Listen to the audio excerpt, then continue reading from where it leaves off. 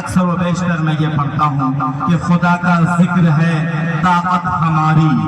خدا کا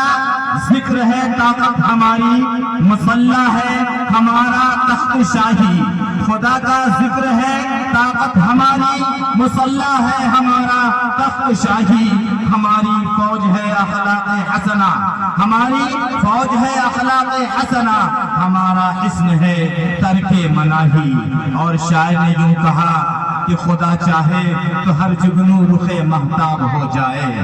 خدا چاہے تو ہر جگنو رخ مہتاب ہو جائے، ہر ایک کوا کبوتر فاختہ سرخاب ہو جائے، خدا چاہے تو ہر ایک کوا کبوتر فاختہ سرخاب ہو جائے، اور اسی کی بخششوں سے کھیتیاں زرخیز ہوتی ہیں، اسی کی بخششوں سے کھیتیاں زرخیز ہوتی ہیں، جو رب چاہے تو راجستھان بھی پنجاب ہو جائے، اور غضب میں آئے تو قطرے میں دنیا ڈوب جائے گی، غضب میں آئے تو قطرے میں دنیا ڈوب جائے گی، مہرباں ہو تو ہر قطرہ یہاں تالاب ہو جائے، مہرباں ہو تو ہر قطرہ یہاں تالاب ہو جائے۔ ہمارے درمیان شاعر جناب فاروق دلکش صاحب ہیں، اور سب لوگ جدھر وہ ہیں ادھر دیکھ رہے ہیں، سب لوگ جدھر وہ ہیں ادھر دیکھ رہے ہیں، ہم دیکھنے والوں کی نظر دیکھ رہے ہیں۔ حضرات میں بھی اتنا برا نہیں ہوں، آپ مجھے بھی دیکھ سکتے ہیں۔ ماشاءاللہ فاروق صاحب کی دلکشی تو ان کی آواز میں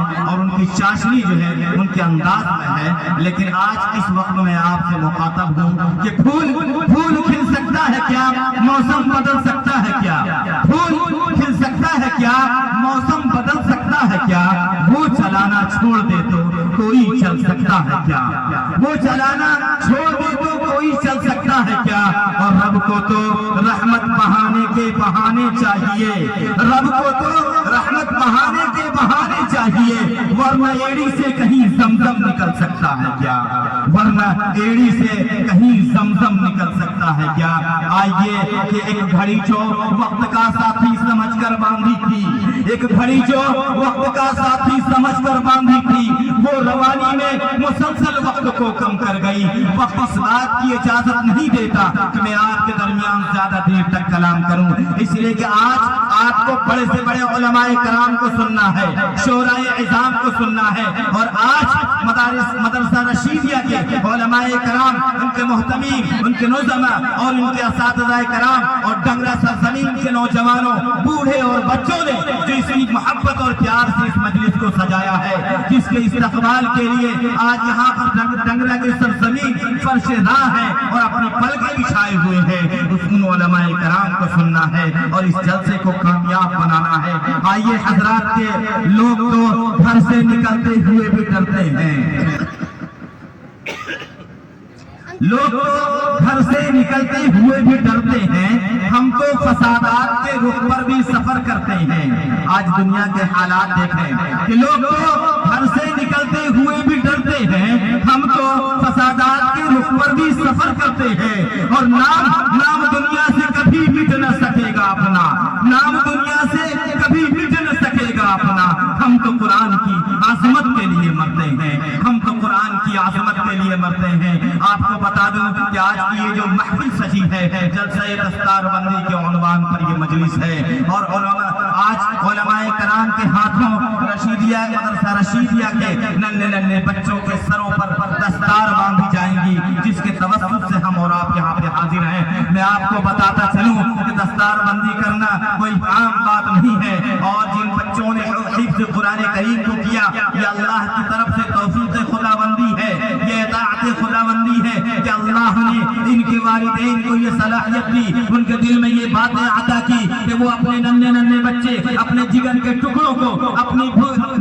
نرم اور مخملی بستر سے چھوڑ کر ٹاٹ پر سونے کے لیے مدارس عربیہ میں بھیجتے ہیں، اللہ اور اس کے رسول کی باتوں کو سیکھنے کے لیے، اور وہ بچے دن رات ایک کر کے حفظ کرتے ہیں، اور اس کے بعد اللہ تبارک و تعالیٰ کل قیامت کے دن جو صلہ اللہ دیں گے وہ تو یقیناً بہت ہی بڑا ہے، لیکن آج ان کے سروں پر یہ جو دستار باندھی جائیں گی یہ ہم تمام کے لیے خوش آئین ہے اور خوشی کا مقام ہے۔ میں بتاتا چلوں کہ یہ جو قرآن پڑھتے ہیں، ابھی تراویح میں قرآن پڑھا جائے گا، اور ابھی ہمارے درمیان قاری قرآن حضرت مولانا ہاشم معظم صاحب ندوی قرآن کریم کی تلاوت کریں گے۔ میں بتاتا چلوں کہ امام عاصم اردو حفظ کے امام عاصم رحمت اللہ علیہ جب وہ آتے تھے مسجد، لوگ کہتے تھے کہ آپ جب کچھ بولتے ہیں تو آپ کی زبان سے مشک و عنبر کی خوشبو آتی ہے، آخر کیا بات ہے؟ کہا کہ میں کوئی عنبر نہیں لگاتا، میں کوئی مشک نہیں لگاتا، بلکہ صرف اور صرف یہ ہے کہ میں قرآن کریم کی تلاوت کیا کرتا تھا۔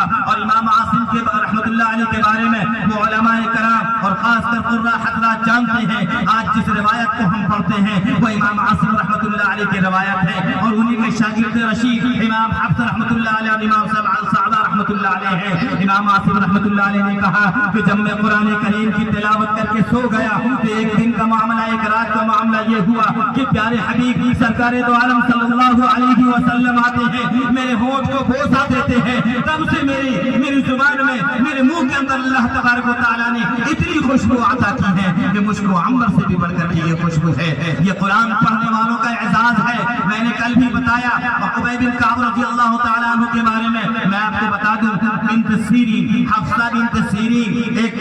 تابعین میں سے گزری ہیں۔ ان کا معاملہ یہ تھا کہ وہ اتنا قرآن پڑھتی تھی، اتنا قرآن پڑھتی تھی، اسی زمانے کی تھی وہ، اسی زمانے میں حضرت حسن بصری رحمت اللہ علیہ تھے، لیکن لوگوں نے کہا کہ قرآن پڑھنے کی وجہ سے، قرآن پر عمل کرنے کی وجہ سے حضرت حسن بصری رحمت اللہ علیہ سے بھی بڑھ کر کے ان کو جو ہے لوگ مانتے تھے، اور ان کے بھائی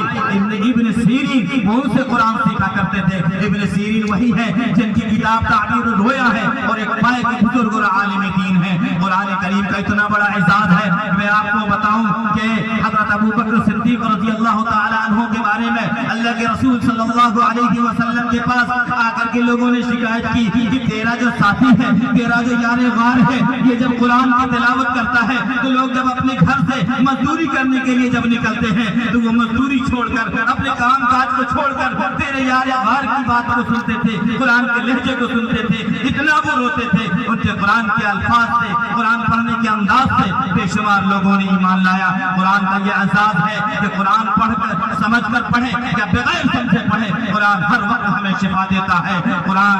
کے بارے میں آپ کو اور کیا بتاؤں، آج تو اسی ضمن میں یہ مسجد سجی ہے، ہمارے درمیان شعراء کرام موجود ہیں، علماء کرام موجود ہیں۔ آئیے میں قرآن کی تلاوت کے لیے حضرت مولانا قاری ہاشم معظم صاحب ندوی کو دعوت دیتا ہوں کہ تقدس کی قسم، تجھ میں بلبل کی چہک، گل کی مہک، سب کچھ ہے۔ ہمارے درمیان قاری قرآن قاری ہاشم معظم صاحب۔